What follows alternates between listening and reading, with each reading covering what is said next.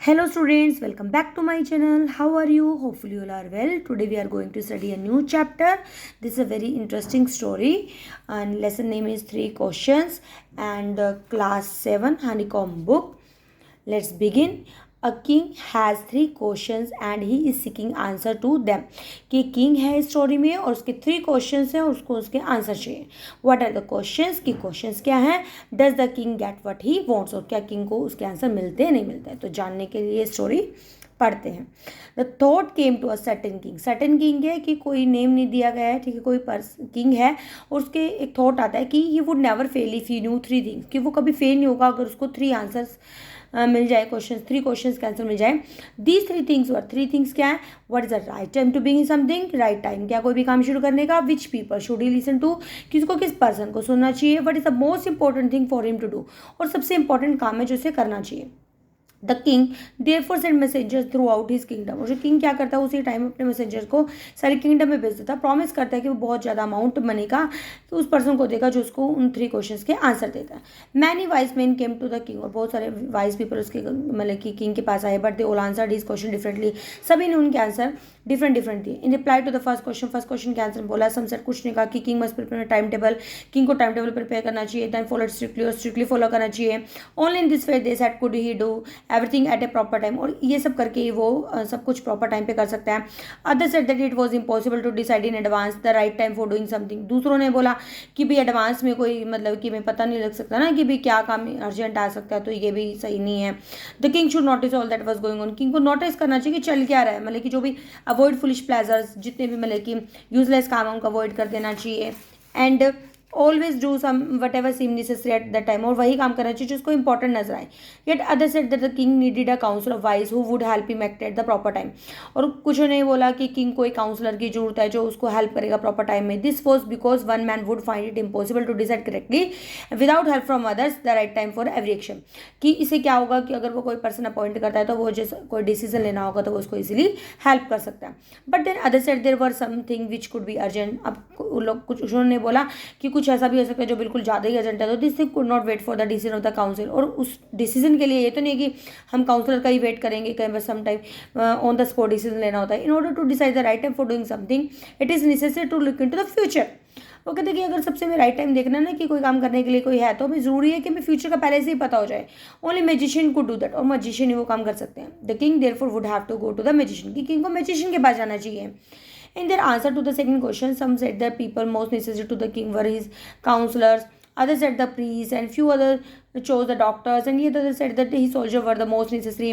अब second question के answer में उसने बोला कि भाई कुछ ने कहा कि जो पीपल है मतलब कि जो मोस्ट नेसेसरी हैं, अभी किंग है उसके लिए, किंग के लिए काउंसलर ही होते हैं. कुछ ने प्रीस्ट होते हैं. कुछ ने कहा कि डॉक्टर्स होते हैं. कुछ ने बोला कि सोल्जर्स ही उसके लिए सबसे ज़्यादा जरूरी होते हैं.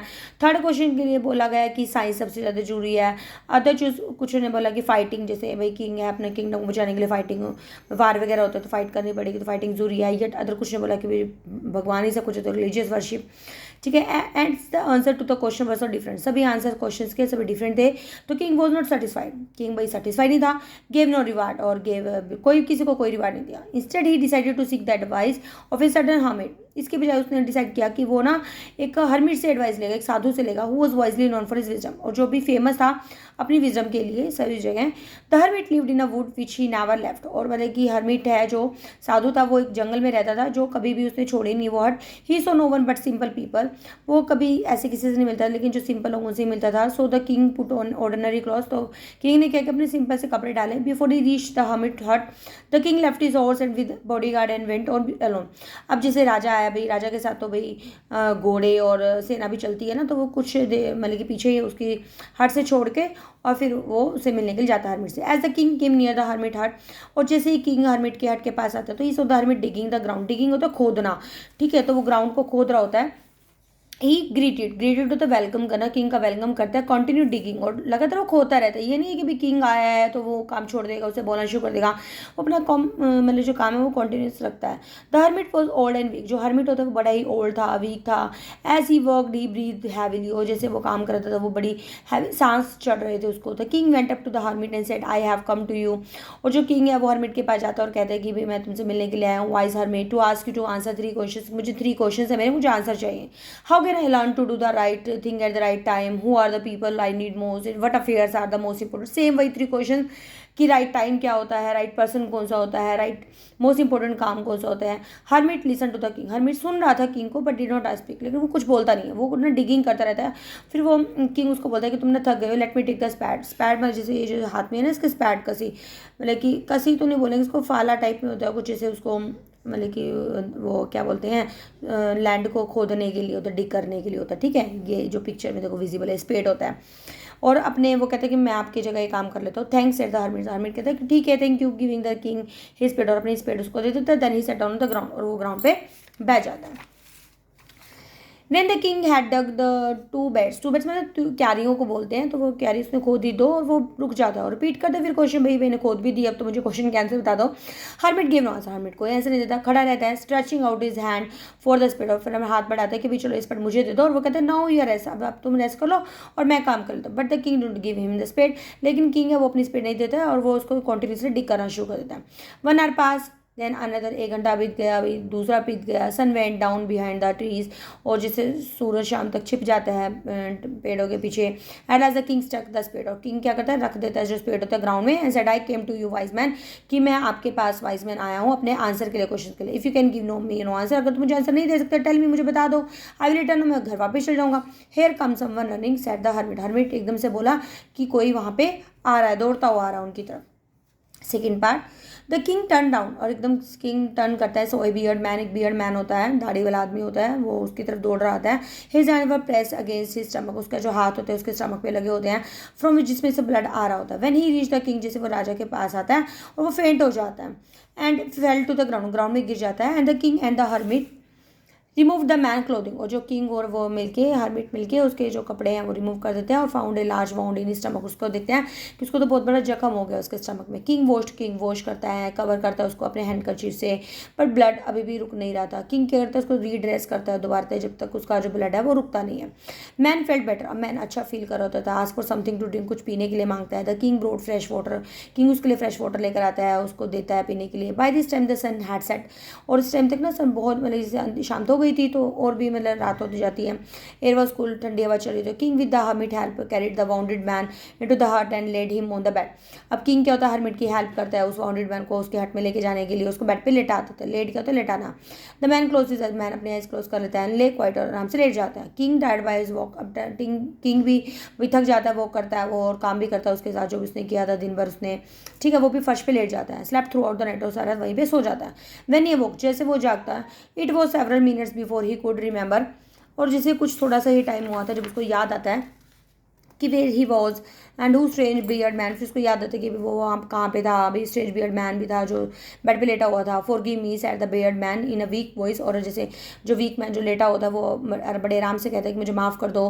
When he saw the king was awake, जैसे वो देखते हैं कि किंग जाग गया है। I don't know you and I have nothing to for give you said the king, king कहते हैं कि मैं तो तुम्हें नहीं जानता, मुझे नहीं पता कि तुम माफ़ी किस लिए मांग रहे हो। यू डोंट नो मी, वो कहते हैं कि तुम मुझे नहीं जानते बट आई नो यू, लेकिन मैं आपको जानता हूँ। I am that in enemy of yours, कि मैं आपका दुश्मन हूँ। Who swore revenge on you, जिसने मतलब कि बदला लेने की कसम खा रखी थी। Because you put my brother to death, की क्यों आपने मेरे भाई को डेथ मतलब कि दे दी थी, जिसे कहते हैं ना वो कर देते हैं क्या बोलते हैं उसको, मुझे भी वर्ड ध्यान नहीं आ रहा, डेथ पेनल्टी के लिए भेज दिया था मतलब इसे, ठीक है। एंड सीज माई प्रॉपर्टी, और आपने मेरी प्रॉपर्टी छीन ली थी। I knew you had gone alone to see that hermit, और मुझे पता था कि आज ना आप मतलब कि अकेले ही हरमिट से मिलने के लिए जाओगे। आई मेड अप माइंड, मैंने प्रमाण बना लिया था कि to kill on your way, मैं आपको जैसे आपके रास्ते में आपको मार दूंगा। बट द डे पास, लेकिन दिन चला गया। यू डी नॉट रिटर्न, लेकिन आप वापस आए ही नहीं। So I left my hiding place, मैं अपने आपको हाइडिंग प्लेस में छुपा रखा था। I came upon your bodyguard, लेकिन आपके बॉडी गार्ड ने मुझे पहचान लिया। हु रिकॉग्नाइज मी, जिसने मुझे पहचान लिया। एंड वाउंडेड मी, और मुझे जख्मी कर दिया। I escape from him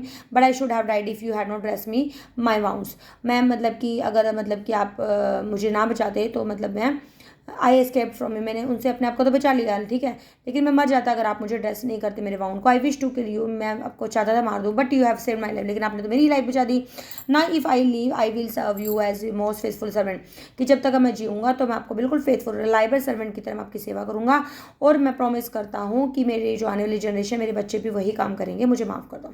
the king was very happy to have made peace with this enemy so easily, और किंग बड़ा खुश था कि जैसे उसका दुश्मन से अब जैसे डर था कहाँ वो बड़ी शांति से निपट गया। To have won him over as a friend, और वो मतलब उसका फ्रेंड बन गया। He not only forgiving but said he would send his servant and his own doctor to look after him. वो कहते हैं कि भी मैं तुम्हें माफ़ी नहीं कर रहा हूँ, बल्कि मैं अपने कुछ सर्वेंट्स को भी भेजूंगा और डॉक्टर्स को भेजूंगा जो तुम्हारी देखभाल करेंगे। वो प्रॉमिस करता है कि जो तुम्हारे पैसे थे वो तुम्हें वापस कर देगा प्रॉपर्टी के।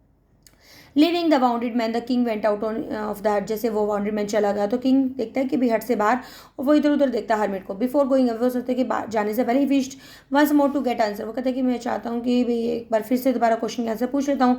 Hermit was on his knees sowing seed in his bed. अब जैसे कैरियाँ खोदी थी, अब जो हरमिट होता है वो अपने नीज के बल पे बैड्स मतलब कि उन कैरियों में कुछ सीड्स डाल रहा होता है, ठीक है, जो मतलब कि दिन पहले खोदे थे। The king went up to the hermit. अब किंग हरमिट के पास जाता है और कहता है for the last time I beg you to answer my question wise man, कि मैं लास्ट टाइम है अब मैं आपसे इन अपने क्वेश्चंस के आंसर जानना चाहता हूँ। You have already been answer. अब वो कहते हैं कि सर हरमिट ने बोला कि तुम्हें तो वो आंसर पहले ही मिल गए हैं। Still bending down to the ground, अभी भी वो ग्राउंड की तरफ झुका हुआ था। And looking up the king as he stood before him, और मतलब कि वो बिल्कुल ही जैसे किंग वहाँ पे जैसे उसके मतलब कि सामने खड़ा होता है, उसको देख रहा होता है। How have I been answer, कि मतलब कि तुम्हें मेरा आंसर कैसे दिए। व्हाट डू यू मीन, तुम्हारा क्या मतलब है। Do you not see, replied hermit. Hermit ने कहा कि तुम्हें क्या पता नहीं लगा।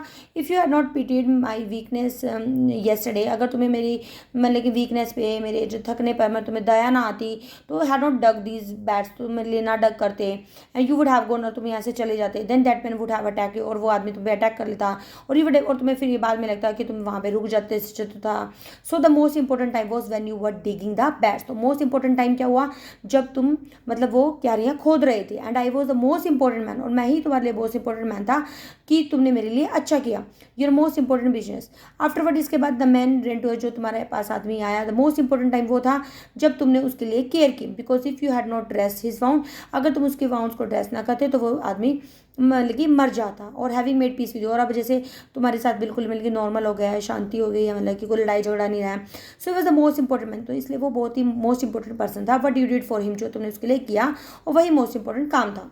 रिमेंबर देम, इसलिए याद रखो, there is only one time that is important, कि एक ही टाइम बहुत इंपॉर्टेंट है। वो टाइम क्या होता है, नाउ, अब। It is the most important time because it is the only time we have any power to, क्योंकि वही एक ऐसा टाइम होता है जिसमें हमें एक्शन करना होता है। अब देखो जो पास है वो पास तो वापस नहीं आएगा, हम सिर्फ सोच सकते हैं, फ्यूचर में हम कुछ कर नहीं सकते, लेकिन आज तो हमारे पास है, अभी हम कुछ कर सकते हैं। The most necessary person the person you are with at particular moment, जिस मोमेंट में हम जिस पर्सन के साथ होते हैं वही मोमेंट बहुत इंपॉर्टेंट होता है। For no one knows what will happen in the future, क्योंकि कोई नहीं जानता फ्यूचर में क्या होने वाला है। Whether we will meet any one else, की क्या हम कभी उससे मिलेंगे या नहीं मिलेंगे। The most important business to do that person good, और मोस्ट इंपॉर्टेंट काम क्या होता है कि उस जो भी पर्सन हमारे साथ है उसके लिए अच्छा करना। Because we were sent into the world for the purpose alone, क्योंकि हमें इस दुनिया में इसीलिए भेजा गया है कि हम कोई मतलब कि अच्छा काम करें किसी के साथ। मतलब कि जब भी हम किसी के साथ होते हैं तो हमें उसके लिए भला ही सोचना चाहिए, हमें उसके लिए मतलब कि हार्मफुल होना चाहिए। तो वैसे भी जो इस स्टोरी का जो मैसेज है हर किसी के लिए इम्पोर्टेंट होता है, ठीक है, क्योंकि मोस्ट इंपॉर्टेंट टाइम प्रेजेंट होता है, मोस्ट इंपॉर्टेंट पर्सन वही होता है जो हमारे साथ होता है, और काम क्या हो गया हमारा कि जो हम उसके लिए अच्छा कर सकते हैं, ठीक है। तो ये लियो टोल्स्टॉय की बहुत ही अच्छी स्टोरी है, और उम्मीद करती हूँ आपको अच्छी लगी होगी। अगर अच्छी लगी तो प्लीज़ लाइक करना ना भूलें, और चैनल को सब्सक्राइब अगर नहीं किया है अभी तक तो प्लीज़ कर लें, और अपने फ्रेंड्स को बताएं। Thank you, meet you next video.